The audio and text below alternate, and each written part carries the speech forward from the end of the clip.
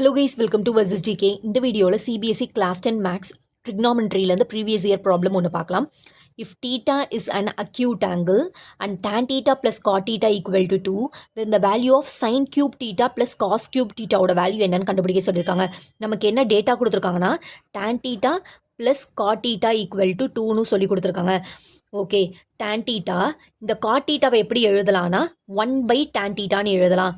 equal to 2 ஃப்ராக்ஷனில் இருக்குது, அடிஷனில் இருக்குது. அப்போ டினாமினேட்டர் சேமாக இருந்தால் தான் ஆட் பண்ணணும். ஸோ கிராஸ் மல்டிபிள் பண்ணுறோம். கிராஸ் மல்டிபிள் பண்ணால் tan into tan square theta plus 1 whole divided by tan theta equal to 2.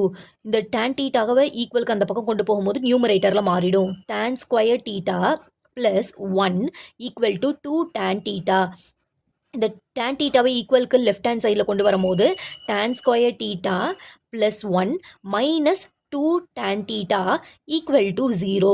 இது எப்படி இருக்குன்னா a minus b the whole squared ஃபார்மேட்டில் இருக்குது. a ஓட வேல்யூ வந்து tan theta, b ஓட வேல்யூ நமக்கு 1.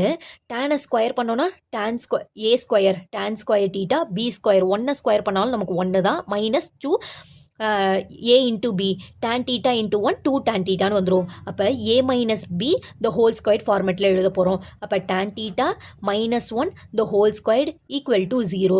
நமக்கு போத் சைடு வந்து நம்ம ரூட் எடுக்கணும், ஏன்னா இந்த ஸ்கொயரை கேன்சல் பண்ணுறதுக்காக. அப்போ கேன்சல் பண்ணால் நமக்கு tan theta minus 1 equal to 0. 0க்கு ரூட் எடுத்தாலும் நமக்கு 0 தான் வேல்யூ. tan theta இந்த ப்ளஸ் மைனஸ் 1 ஈக்குவலுக்கு இந்த பக்கம் போகும்போது ப்ளஸ் 1ன்னு மாறிடும். tan thetaவில் எப்போ நமக்கு 1 வேல்யூ கிடைக்கணும், 45 டிகிரியில் 1 வேல்யூ. அப்போ டீட்டாவோட வேல்யூ நம்ம என்னென்னு கண்டுபிடிச்சிருக்கோம்னா 45 டிகிரின்னு கண்டுபிடிச்சிருக்கோம். இப்போ நம்மளை என்ன கண்டுபிடிக்க சொல்லியிருக்காங்க, sine cube theta plus cos cube டீட்டான்னு கண்டுபிடிக்க சொல்லியிருக்காங்க.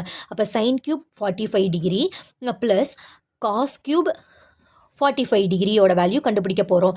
இப்போ சைன் கியூப் 45 டிகிரியோட வேல்யூ என்னென்னா 1 by √2 the whole cube. cos 45 டிகிரியோட வேல்யூ 1 by √2 கியூப் இருக்கிறதுனால ஹோல் கியூப். இந்த 2வை வந்து 3 டைம்ஸ் போட்டோன்னா √2 இன்ட்டு √2 இன்ட்டு √2ன்னு வரும். 2 2க்கு ஒரு 2வை ரூட்லேருந்து வெளியில் எடுத்துடுவீங்க. பேலன்ஸ் ஒரு 2 இருக்குது, 2 √2ன்னு வந்துடும். 1 கியூப் பண்ணாலும் 1 தான்.